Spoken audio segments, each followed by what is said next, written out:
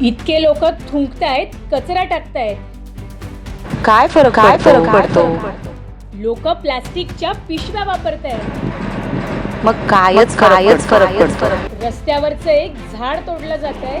त्या झाडामुळे traffic jam होत होतं. कायच फरक पडतोय?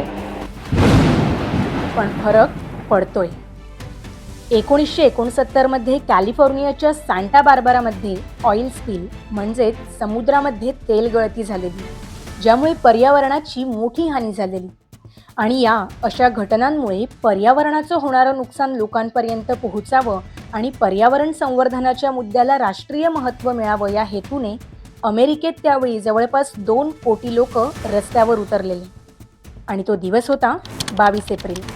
आणि हाच दिवस मग वर्ल्ड अर्थ डे अर्थात जागतिक वसुंधरा दिवस म्हणून ओळखला जाऊ लागला.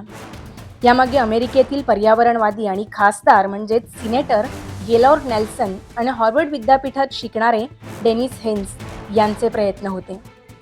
1990 पासून हा दिवस एका ग्लोबल इव्हेंटसारखा साजरा होतोय.